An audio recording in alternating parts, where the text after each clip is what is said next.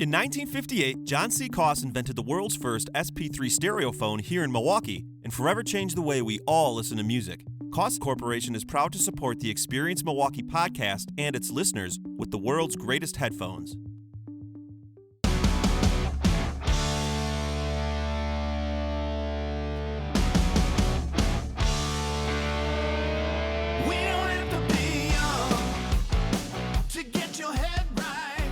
Steve, don't forget to hit record. I did. We just had a really, really good conversation, and you didn't hit record. That's our warm up. That was awesome. Yeah. By the way. So Adam. So Steve, welcome. Hi. Yeah, welcome back to the Experience Milwaukee podcast. I'm glad you could make it tonight.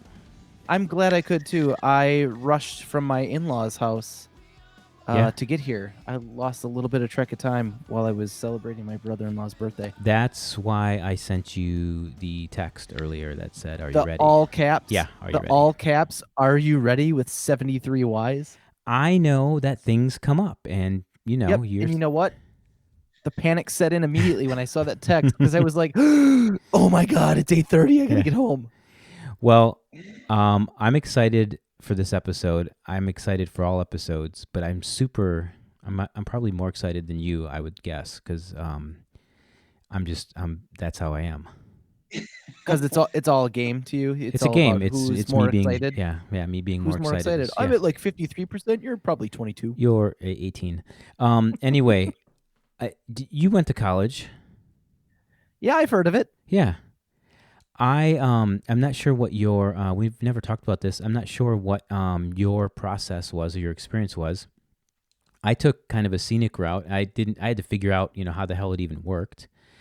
And that is why I'm particularly more excited than you, because this is going to be super relevant for me as we learn about College Possible. And we've got Kelly J. Sy on the show. And Kelly, welcome to Experience Milwaukee. Steve and Adam, thank you so much. I am as excited as you guys are that I'm on the show with you. So thank you. You're welcome. You bet. And I'm only kidding, Adam. I'm not. I was totally kidding about your experience. I can relate, Kelly, to College Possible in how it works and who it helps, who it empowers, I should say, because of my situation growing up and coming up. But I am not going to steal that thunder. Instead, I was just going to say, don't you dare. It's a teaser. Spoiler alert. It's a teaser. Okay, good. It's a teaser, yeah. So, Kelly, what Adam and I like to do is pretend that the audience, doesn't know anything about College Possible or you and your journey to it. So why don't you give us the high-level backstory of both? Okay, perfect. So how about I'll start with myself. So I was born in Milwaukee, and I would say I tell people that I kind of fell into education when my children were little. And so the past 20 plus years, I've been in education, whether that was my most recent gig before College Possible, working for Milwaukee Public Schools. And prior to that, I worked for actually a suburban public school and even a private school. And so all of that has been perfect background for leading me into College Possible. So you ask, what is College Possible? What is it? What's the backstory? College Possible, the mission of College Possible is really to come alongside of and partner with college-going mindset young people. We start with a partnership in their junior year of high school, and we just stay with them. We hang out with them and provide just support and encouragement, and also strategies and tips along the way to help them navigate that college experience. And so we're proud of that work, and we've been doing it since 2008, actually. Incredible. So I'll just say that would have been a great tool. I don't know if I would have known about it or had the resources to know about it when I was in high school. But definitely our family being first generation to go to college had to navigate all of those confusing things, and especially the financial part on our own. Mm-hmm. So I'm sure I imagine you come across those situations through College Possible often. So definitely, 93% of the scholars, as I like to refer to them, the scholars that we partner with and serve are first generation college students, just like yourself, Steve. And then about 95% of the students that we get a chance to partner with um, actually are young people of color. And so, our criteria is that we really focus on working with those scholars, those promising young people who um, do come from backgrounds that are would qualify them for a Pell Grant. So Mm-hmm. tend to be, on the lower socioeconomic status, Mm-hmm. and that's simply a factor. It has absolutely nothing, as you and I know, to do with their promise, their ability, their intellect, and so we are able to, um, through working with AmeriCorps members who serve as our what we refer to as near peer coaches. They work very closely building relationships with our scholars, and in the junior year start providing tips and strategies in terms of ACT testing, test scores, how to attack that ACT and that SAT. Although right now colleges are test optional, it still is something that's important. Should colleges return to wanting to look at students' ACT and SAT test scores. So it's a good practice, even in this virtual environment that we've had to pivot to. We certainly talk with them about having their top 5 colleges and being really clear in terms of what colleges they want to attend and why they want to attend them. So our near peer coaches are having those conversations with them. Once they get into college, then it's really a matter of how to advocate for yourself and how to only accept as much financial aid as you absolutely need to. Because the other part is we want to make certain that our scholars are not only getting access to college, but that they're also graduating from college with as little debt as possible. Sure. Adam, I don't know. I'm like, it's so inspiring to hear this, how It this is works. so inspiring to hear this, and I'm flashing back to my college days. I did pretty well. Maybe not so much my first year. The transition and figuring out everything was really tough because I'm Mhm. a person of many interests and my brain goes all over the place. So having to focus it and pick a major, obviously I switched a couple of times.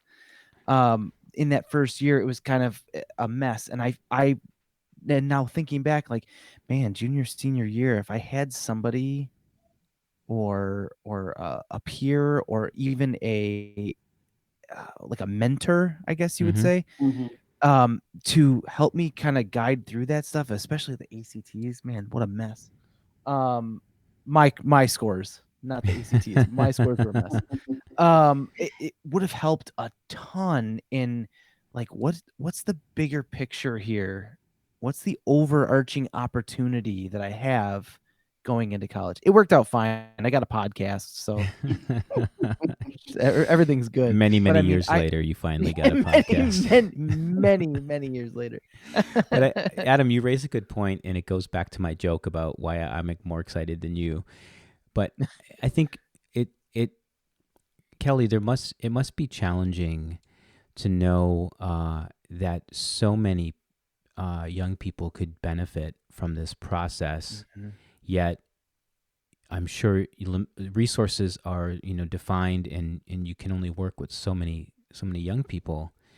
How Mhm. does how do people jump in and support so you can reach more? Oh, yeah, that's a beautiful question. Well, I think there are a couple of ways that jump out at me right away in terms of how people can support. One, thank you again to you and to Adam just for giving us an opportunity to ride across people's airwaves and hear more about College Possible. Because as I believe, as more people hear about College Possible, we can pick up what I like to refer to as ambassadors along the way, right? People Right. who are able to tell more about, hey, have you heard about this really cool program, College Possible? Or, they may have someone within their own family or again, just someone that they know who could definitely benefit from College Possible. So having more and more ambassadors throughout the city of Milwaukee is huge for us. And then obviously, we also look for and very much appreciate financial support as well. We're a nonprofit, and um, obviously, in order for us to be able to keep our doors open and continue to provide services and support, and partner, as I've said before, with our scholars, we have to be able to meet our bills and keep our lights on. So that's another way, honestly, that people can jump in and support as well. Mm-hmm. So those are the two main ways. And I would share with you as well, Steve and Adam, that at this particular time, as we have moved from what was very much an in-person model to completely virtual programming, we're also very much still in the process of recruiting high school juniors. So another way to get involved is actually to be part of the program. If you are a high school junior, we obviously have seniors who are carrying over from having been juniors last year. So we're recruiting a brand new, class of juniors at all of the high schools that we currently partner with, 15 in total, 8 of which are MPS high schools. So, if anyone is listening and they have, a young person who's at one of the MPS high schools that are listed on our website, I wouldn't dare try to list all of them because I would Mm-hmm. be afraid I might miss one. But that's another way to jump in and get involved, is actually be a part of the program. All we ask for is a minimum GPA of a 2.0, have a college going mindset, fill out that application and be willing to share your transcript and have some support. We do have to have a parent kind of or guardian sign off. Mm-hmm. And then, the acceptance rate is really pretty high between when someone completes an application and when we're able to accept them into the program. And then once they're with us in College Possible as a junior, we stay with them, as I said earlier, through their college graduation. And what's really cool about our program is even if someone has what we refer to as a stop out, even if there's a year, from second semester to third semester, something happens and the scholar determines that they need to pull away for a moment. We stay connected. We keep communication going with them for up to a year, trying to encourage them to get back in and, Yeah. and get it done. I highly suspect Adam is going to re-enroll in high school just to participate in this program. Guys, I'm gonna become a high school junior again. Come on, Adam. I'm Come gonna on. shave my beard, Yeah, you can do it. get some cool clothes, Yeah. throw on a backwards hat. Oh man, you would need a complete makeover to go back to junior year right now. I honestly think Yeah. you're dead on. You could I do it, definitely but would. it'd take Amanda would have to help out. I do. I absolutely. This is so cool. And even as a high school junior, thinking way back to that, I would have had so much fun helping a student then. Kelly, Mhm. College Possible is in a few cities, not everywhere. Why was the decision, or how did the decision happen for Milwaukee to be one of those select cities? In 2008, which was really before my time, my predecessor had a good relationship with the founder, and the founder's vision was to try to have actually 20 College Possible sites in the first 20 years. And so he was looking at the major Midwest cities. And so that's how Milwaukee ended up being actually the second site. Chicago is also one of our sites, Mm-hmm. as are, Portland, Seattle, Omaha. So one main reason is because Milwaukee is a big city with a lot of promising young people who are well positioned to receive the type of partnership that College Possible offers. I mean, obviously, Steve and Adam, there's no mystery that there is a degree divide in the nation, and there's no mystery that there's a significant academic achievement gap that exists across the nation and can definitely be seen very much here in the city of Milwaukee. Mm-hmm. So that's yet another reason for College Possible to exist and to be very relevant, is because the work that we're doing is definitely geared toward educational equity and doing what we can to assist in closing really that degree divide. And what I mean when I say that is, you know,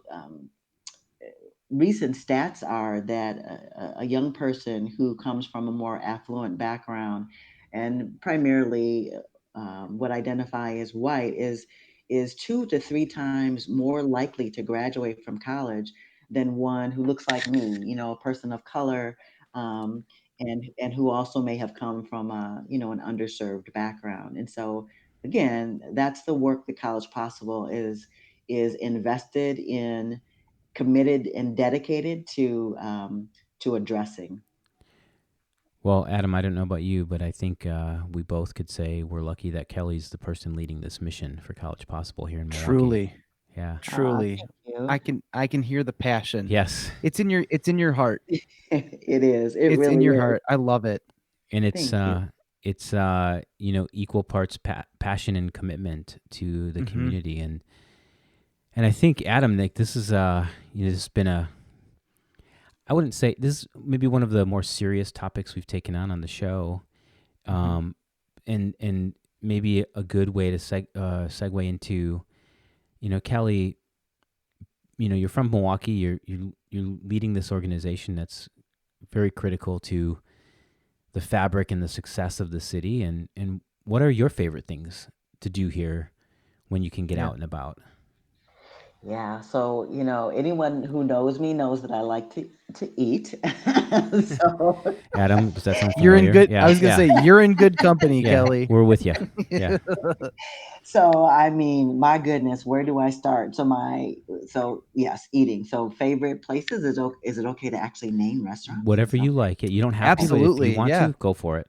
Yeah, I want to. So, favorites, Thai Kitchen for Okay. sure. Up a Yard for sure.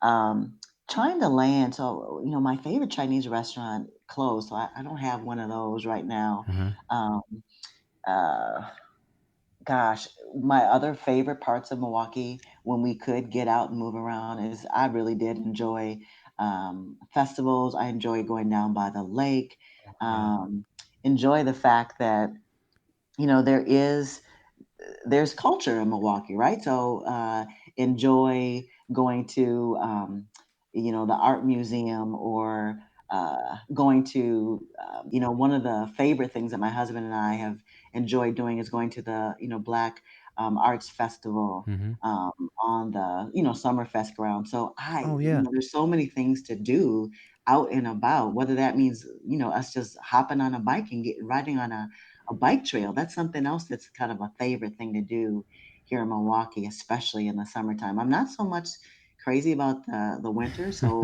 you're not gonna find me out trying to do any snowboarding or ice shoeing or anything like that. But definitely when it's warm, I'm outside. You just gave me a funny vision of the Adam trying to get back into junior high school and then also taking up snowboarding. Yeah. Walking in with my snowboard and like getting caught in the door and hit me in the face or something. You'd be Yes, in I do. I will do some outdoor activities in the winter, but I think most of it is just to preserve sanity. Yeah. Yeah, Yeah. Just I get not that. stay I in all get that. winter. I may actually do that this winter because of having been in so much and actually working from home. So I could be that person who ventures out.